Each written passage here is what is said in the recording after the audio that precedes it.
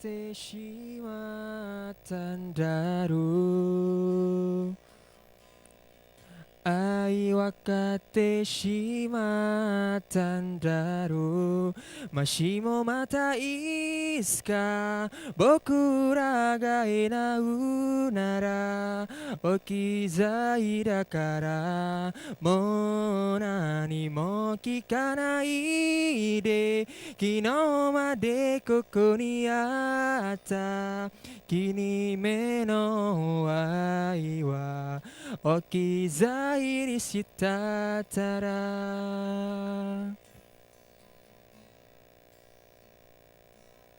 Oh, ini kan Aci Jino, jadi lagunya harus siap. Aceh Junendra gini ya pastinya ya. Terkini. Oke, kita masih bersama dengan ACT, Aksi Cepat Tanggap. Nah, saya pengen tanya lagi ke Kalisda. Kalisda itu anak-anak yang menjadi korban yang kehilangan orang tuanya, bagaimana dengan mungkin pendampingannya, kemudian dirawatnya bagaimana? Adakah dari ACT sendiri untuk memberikan perhatiannya? Ya, baik untuk anak-anak Palestina ini memang menjadi perhatian khusus kita juga, terutama anak yatim dan juga piatu ya Pak ya. Jadi kita punya istilahnya kalau dari kemanusiaan kan kita tidak membedakan, baik dia anak muda dan lain-lain. Tapi bagian anak-anak ini emang paling banyak setiap konflik yang terjadi memang anak-anak jadi korbannya dan juga ibu. Nah di kita itu ada support juga rumah yatim yang ada di sana. Jadi ada rumah yatim yang mereka itu memang membutuhkan dari tadi santunan setiap bulannya untuk biaya kebutuhan mereka sehari-hari, kemudian juga pendidikan. Dan anak-anak yatim di Palestina ini rata-rata dididik untuk bisa menjadi hafiz dan hafizah. Oke, luar biasa sekali. Ini apalagi di bulan puasa, ya. Kita kayaknya kurang takjil aja udah ngomel-ngomel ya. Mereka jangankan untuk takjil, mereka juga kehilangan keluarga yang pastinya di bulan puasa. Kedepannya juga mau lebaran. Ngebayangin nggak sih gimana sulitnya mereka menghadapi setiap harinya? Oke, kayaknya sih kalau memang untuk hidup, untuk besok itu udah bonus buat mereka begitu ya. Apa yang bisa kita berikan untuk warga Palestina juga, saudara seiman kita di Palestina? Ya, kalau bicara untuk apa yang bisa kita berikan untuk Palestina, mungkin tadi juga Pak Usaini sempat menyampaikan bahwa sebenarnya siapa sih yang sedang kita bantu? Kita ini istilahnya kita yang membantu Palestina atau Palestina yang membantu kita? Pertanyaannya kan. Nah, kalau dari segi kami di ACT itu menganggap bahwa bukan kita yang sedang membantu mereka, tetapi mereka yang sedang membantu kita menjaga Masjid Al-Aqsa. Jadi mereka yang ada di sana dan kita tidak bisa ke sana, maka apa yang bisa kita lakukan untuk membantu mereka itu tetap untuk istilahnya untuk mewakili kita ya, untuk mewakili kita menjaga Masjid Al-Aqsa. Yang pertama doa yang pasti itu tidak pernah putus. Yang kedua saat ini amunisi untuk mereka itu terus bergerak, untuk terus bisa melanjutkan kehidupan dengan segala krisis yang tadi, air lah, listrik, kemudian makanan. Nah ini yang perlu kita bantu, perlu kita support dalam bentuk mungkin dengan adanya lembaga aksi cepat tanggap, juga ada lembaga-lembaga lain yang peduli Palestina. Dengan donasi terbaik kita itu insya Allah mampu membantu mereka untuk melanjutkan hidup, ya mampu membantu mereka untuk menghilangkan rasa lapar mereka. Tadi juga saya ada kasih foto-foto yang bagaimana saudara kita itu berbuka di antara puing-puing bangunan ya. Ada fotonya? Ada. Jadi kalau rumah bangunan yang utuh itu adalah hal yang sudah sangat asing mungkin bagi mereka ya. Ada makanan seporsi saja untuk berbuka itu sudah luar biasa. Mungkin ada meme juga di medsos yang mengatakan bahwa hari ini mereka berpuasa berbukanya di surga. Ya, nah itu juga sesuatu yang membuat kita miris. Jangan sampailah saudara kita itu berbukanya di surga. Ayo kita sediakan bukaan untuk mereka dan kita nanti kelak sama-sama menikmati makanan di surga itu. Iya benar sih.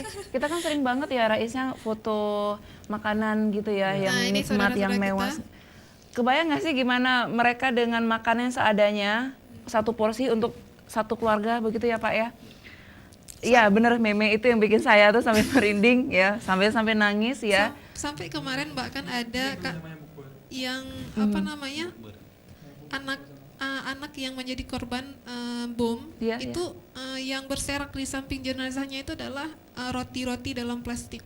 Artinya dia bisa jadi hari itu berpamitan dari rumahnya untuk untuk mengambil roti mungkin di kamp pengungsian atau di dapur umum, kemudian tidak bisa pulang kembali ke orang tuanya, dan yang berserak di samping jenazahnya itu adalah roti. Nah ini yang membuat kita, ini adalah bukan sesuatu yang baru mungkin ya, Benar. ini sudah sering terjadi. Baik, Pak Usani, program yang sudah dilakukan ACT, terhadap Palestina, terakhir kita ngomong Palestina, dan pilot projectnya ke depan apa ini Pak? Kalau ke depan kita tahu salah satu yang paling dibutuhkan itu adalah tempat tinggal. Kalau di ini program ke depan ACT, di samping yang sudah kita ceritakan tadi, ini tempat tinggal. Jadi insya Allah ACT sudah berinisiasi dan sudah ada lokasi di sana. Itu kita lagi bangun semacam asrama atau flat kalau bahasa ini. Itu di Gaza untuk anak yatim dan untuk janda-janda yang ditinggalkan, jadi supaya mereka mendapat tempat tinggal yang layak. Kita tahu bagaimana tempat mereka udah dibom, hancur, kemudian sudah ada lokasi itu, insya Allah ini lagi kita inisiasi untuk membangun, mudah-mudahan mereka bisa pindah ke sana. Karena sebelumnya kita di lokasi pengungsi Suriah juga di satu lokasi, mungkin ada dikasih gambar nggak tadi ya? Sudah ya, Suriah ada. Jadi di sana sudah selesai kita bangun dan pengungsi sudah pindah, sudah masuk ke tempat yang layak kalau kita katakan. Jadi ini adalah program fisik yang kita lakukan di samping program-program yang dampingan seperti tadi, baik itu makanan, untuk pendidikan, kesehatan dan air. Itu yang sudah berjalan. Ya, bisa mohon doanya juga dari seluruh pemirsa TV Aceh kalau mau ikut partisipasi, saya kira ini kesempatan juga, mumpung di bulan Ramadan, baik bisa juga dalam bentuk infak, bisa juga dalam bentuk zakat. Nah biasanya kan orang kita ini kalau bayar zakat semangatnya ini di bulan Ramadan, ya, apalagi ini di fase yang kedua, 10 yang kedua atau 10 yang terakhir masih ada kesempatan. Betul. Bisa ke Palestina. Gimana? Zakatnya bisa sampai ke Palestina. Bisa sampai ke Palestina dan langsung dirasakan pastinya. Jadi kebayang kita, ini karena mereka kan mewakili kita, yaitu adalah kiblat pertama umat Islam, kemudian itu tempat terakhir Nabi di bumi untuk menjemput sholat, ya. Jadi Isra Mi'raj Nabi, sholat yang kita lakukan 5 kali dalam sehari, itulah Nabi menyebut di terakhir itu adalah di Masjidil Aqsa, kemudian itu adalah kiblat kita yang pertama sebelum kita berpindah berhadap kiblat ke Masjidil Haram. Ini dijaga oleh surah-surah kita. Jadi istilahnya mereka mewakili kita, membantu kita untuk menjaga. Sebenarnya kalau mereka mau pergi gampang saja kan, gampang karena mereka well educated, pendidikannya bagus. Mau ke Eropa, mau kemana, ke Amerika, insya Allah mudah. Nah saya kira inilah. Tapi mereka mewakili kita tidak akan pergi apapun yang terjadi katanya, akan menjaga tanah Palestina itu. Nah jadi kita mengajak teman anak muda ini ya, kalau mau ikut bergabung ya, gimana ikut bergabung ke sana, bukan ikut bergabung untuk menggalang sesama komunitasnya di lingkungannya, mengajak untuk ayo kita kumpul nih mumpung Ramadan, kita kirim ke Palestina membantu saudara-saudara kita di sana. Boleh melalui ACT, silakan. Kantor kita itu di Jalan Tinya Arif atau di seberang Bulog. Boleh juga ke lembaga-lembaga lain, silakan. Saya pikir insya Allah kita siap memfasilitasi. Amin, mudah-mudahan. Jadi sekecil apapun nominalnya, dan ini akan langsung dirasakan oleh keluarga kita di Palestina. Insya Allah. Amin, Ya, insya Allah. mudah-mudahan. Nah, pastinya juga ACT tidak hanya fokus pada satu negara seperti Palestina, tapi kita kembali lagi yang terdekat dahulu, keluarga kita yang ada di Indonesia. Nah, kalau ACT sendiri untuk program kemanusiaan yang ada di Indonesianya seperti apa, Pak? Nah, terima kasih Mbak. Ini makanya seperti disampaikan tadi bahwa yang jauh kita bantu, yang dekat apalagi. Di Indonesia khususnya di Aceh, ya itu misalnya di program tsunami, itu ACT terlibat di berbanyak, mulai masa emergensi, kemudian masa recovery, sampai masa pembangunan. Kalau emergensi apa yang dibutuhkan? Pengobatan, evakuasi segala macam ini dilakukan oleh ACT. Iya. Ya, dokter segala macam ini yang disupport. Nah, kemudian makanan juga. Nah, kemudian kita bangun shelter, tempat tinggal darurat. Karena kebanyakan itu kalau banjir, gempa atau seperti di yang baru ini masih dalam kita kerjakan itu misalnya di Palu, kemudian di Lombok, kemudian di di Selat Sunda itu tsunami itu juga, di Aceh juga begitu. Ini program-program di masa bencana alam. Kalau tidak ada bencana alam, apa yang kita lakukan? Iya, Misalnya betul. ini juga ACT punya program yang lagi kita jalankan. Misalnya sekarang inilah program iftar, program buka puasa. Ini tersebar seluruh Indonesia, termasuk di Aceh, termasuk Banda Aceh. Sasaran kita kemana? Itu adalah teman-teman atau saudara-saudara kita yang membutuhkan, supaya mereka juga bisa menikmati buka puasa seperti kita ini, seperti saudara-saudara yang lain, bisa ada makanan, ya ada yang di rumah sakit, ada yang di tempat pemulung, ada di tempat rumah-rumah yang. Nah ini yang ngerjain siapa? Ini yang kerjakan ini adalah masyarakat relawan Indonesia, relawan kita yang ada di seluruh daerah. Ini kalau program buka puasa. Kita juga ada program namanya sekolah tepian negeri, ya. Itu sekolah tepian negeri, misalnya pulau-pulau terpencil biasa yang susah dijangkau, Betul. mungkin belum terjangkau oleh program pemerintah. Ini juga kita bangun, ada pembangunan sekolah. Ya kita nggak besar-besar sih sekolah, ya mungkin berapa lokal, tapi minimal anak-anak di situ bisa menikmati fasilitas sekolah, ya. Jadi sekolahnya layak. Kalau kita tahu bahwa di daerah-daerah yang belum terjangkau itu banyak sekali sekolah, kalau istilahnya kita lihat tidak layak. Itu di Ya. mana? Ya kalau di Aceh misalnya di Pulau Semelu, kemudian di daerah Singkil, dan di dalamnya itu kita lagi garap sekarang, insya Allah di daerah di Aceh Timur itu naik ke atas, apa namanya? Saya lupa namanya. Simpang Jernih, ya.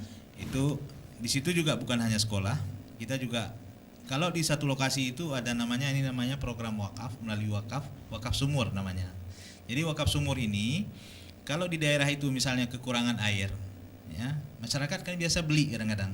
Jadi coba kita bayangkan kalau di situ ada 100 rumah tangga, setiap hari mereka beli air misalnya 5.000, ya. Jadi kalau kita kali 100 itu 500.000 per hari, kali 10 5 juta, sebulan kali 3 jadi 15 juta. Jadi setiap bulan masyarakat di daerah itu harus mengeluarkan uang 15 juta tanpa sadar. Tapi dengan kita bangun sumur bor atau sumur dalam dengan fasilitasnya, pengeluaran ini hilang. Ya otomatis kita tidak perlu meningkatkan pendapatan, tetapi kita kurangi pengeluarannya, insya Allah mereka juga akan. Dan ini yang kadang-kadang kurang disadari oleh saudara-saudara kita. Betul. Bahwa inilah cara kita. Jadi bukan kita berikan uang, tapi kita kurangi pengeluarannya. Nah ini juga salah satu cara kita. Ya konsep yang jadi kita bangun itu sumur wakaf, ya. Dananya dari mana? Ada dari saudara-saudara kita yang berwakaf, dan itu udah banyak beberapa titik yang sudah kita bangun, dan insya Allah ini akan terus kita lakukan. Amin. Nah ini yang program. Begitu juga program pemberdayaan pesantren. Nah kita berbasis pesantren, jadi ada lahan wakaf yang belum produktif, ini kita produktifkan, kemudian hasilnya ini untuk membiayai pesantren atau menasah atau sekolah yang tentu kita harapkan ini gratis.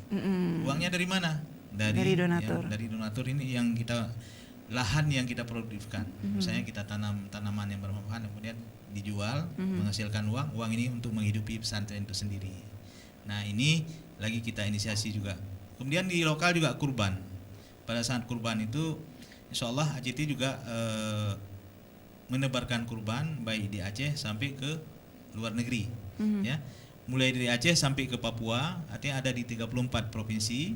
Kemudian kalau di luar negeri itu ada 44 negara, itu kurban, ya. Jadi itu rutin kita lakukan setiap tahun. Kalau tahun lalu kita mulai dari Melabuh itu sampai ke Aceh Tamiang, kita distribusikan kurban itu yang dari mana itu? Tentu semua dari kurban dari masyarakat, baik dari dalam negeri maupun dari luar negeri. Dan alhamdulillah luar negeri juga mempercayakan kita untuk mendistribusikan di sini. Nah, dari masyarakat di sini kita kirim ke luar negeri. Ini kan saling membantu. Iya, ini yang betul luar biasa sekali. saya pikir, ya. Jadi inilah program-program yang mungkin banyak lagi kalau kita diskusi program-programnya ini yang tidak mungkin kita bahas selama 30 menit, ya. Baik. Nah, Kak Liza, setiap pekerjaan ada resiko dan juga ada tantangannya. Kalau untuk relawan ACT-nya sendiri ataupun ya ACT-nya sendiri yang secara pusat dan juga yang sudah tersebar di berbagai provinsi yang ada di Indonesia, hambatan yang paling sulit untuk dilakukan, dijangkau itu apa? Tahan dulu ya. Ya, pemirsa, kami akan segera kembali, tetap di Aceh Jino. Ya, Bang.